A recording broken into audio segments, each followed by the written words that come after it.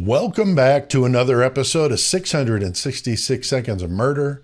That means each one of these videos is less than 666 seconds or 11 minutes and 6 seconds. So let's get down to business. But before we do that, please don't forget, hit that like button, drop a comment below, even if it's just some horns, whatever. It gets the video out there to more people. And if you're not a subscriber, please consider doing that before you leave today. It helps the channel grow, and I appreciate it a great deal. Now, it's important to remember that this video is for entertainment purposes only. These are just my opinions, my speculation. I am not an expert, but I'm just using some good common sense to analyze this case with you. I'm not saying anyone's guilty of anything, and all of what I say is alleged. Now, for this episode, I'd like to talk about the Idaho 4 case and the Chapins. The Chapins. Many of you have been asking in the comments for me to do a video about them. Many valid questions that I've had myself. Please keep in mind, I don't feel this subject is taboo because I'm talking about one of the families. But the fact that Ethan's mother wrote a book and was at last year's Crime Con, to me, makes this perfectly okay to do. If they were, tucked away and didn't want to talk to anybody, that'd be one thing, but she hasn't been.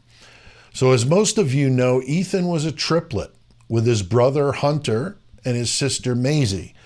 To me, that's the other reason these crimes are so tragic. I mean, that would be incredibly difficult to deal with losing your brother at such a young age. I can't even imagine it. Especially being one of the triplets. I mean, that's got to be rough. So, getting back to Ethan's mom, Stacy, she wrote a children's book called The Boy Who Wore Blue. And she said she did it to preserve Ethan's memory. And I think that's awesome, honestly. As an author, I can appreciate the feeling of seeing your hard work get published.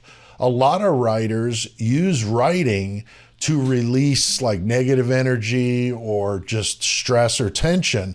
So maybe that helped her through the process. And if that's the way it worked out, that's fine with me. It was published by EMH Books in 2023. A portion of the profits go to the charity that the family set up called Ethan Smile Foundation. So that's really awesome. Now, Stacy Chapin made an appearance and spoke about the Idaho 4 crimes at CrimeCon in Alabama in October of 2023. That's less than a year after the crimes, but with the book coming out, I'm sure that was part of it.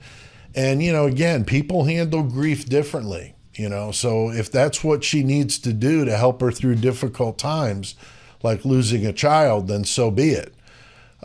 My first wife died in a car accident, and, people react very differently than maybe you would expect. So, situations like that are very, very heartbreaking. And like I said, people sometimes will just, seclude themselves, and then others will try to stay busy and try to get their mind off it. And I think that may be the case here. But she was at she spoke, she had a booth, she was signing books. So, again, I got no problem with it. I'm just saying she's kind of put herself out there. Now, Jim Chapin, the father, is a very low key, seems to be. And about all we heard from him was a couple of interviews that he did with Stacy for the media talking about the book and stuff. I don't know much else about the guy. But I've seen pictures of him with Scott Green at the University of Idaho. If you know more about Jim Chapin, drop it in the comments. I'd love to hear about it. Now, that's not entirely strange. I mean, he did send 3 kids, and Green is a businessman, so he's counting those dollars. And I've heard rumors that Jim Chapin was tight with Scott Green, probably a donor to the university. But I couldn't confirm it. I don't know if he went to the University of Idaho. I really don't know. My main question when it comes to the Chapins is how could they send Hunter and Maisie back there after the crimes happened? I mean, to most people, that's just really weird. I would think they'd want to go to a school as far away from Idaho as possible. But I can see the other side of the argument, kind of what I was talking about with the mom. Maybe they wanted to be closer to who they know and their routines and their friends and their family as well. I'm not sure what that means, but with the weird stuff going on at the fraternity, it was crazy to see that Maisie was chosen as the sweetheart of Sigma Chi. That's really odd. Hunter was also a Sigma Chi member. So they were both there at that party. So anyway, kind of weird with the sweetheart of Sigma Chi, but given all the weird stuff that we've heard that these frats do, and all that going on, I don't even know if I want to know how you become the sweetheart of Sigma Chi, really. But given all the stuff we've heard about, the fight at the party, did Hunter and Maisie see anything? Do they have information that could blow this case wide open? Were some of the guys who did the crimes from Sigma Chi? I tend to think yes, but again, that's allegedly. We don't know. But many of the clues that we've had, which isn't many, point in that direction. Now, speaking of Hunter Chapin, was his bond to Sigma Chi so strong that he would willingly keep his mouth shut, knowing that his own brother and 3 other victims were going to be unalived or whatever? I hate saying that word. One thing I found about Ethan was that he was very close with Hunter Lindau. He was the Sigma Chi pledge who was found face down in a creek near Greek Row about 5 months before the Idaho 4 crimes. Now, I've heard he was Ethan's best friend and that Ethan knew who was involved in something bad that had happened that night. Of course, Moscow PD called it an accidental drowning, but many of the suspects that some of the Sigma Chi brothers, involved in this story that claim that they waterboarded this kid as part of a sadistic hazing type ritual and that it went wrong, took it too far, and then they dumped him face down in that creek. I did a video on Hunter, and I will go ahead and drop that below. But again, it's not his brother Hunter, it's somebody else.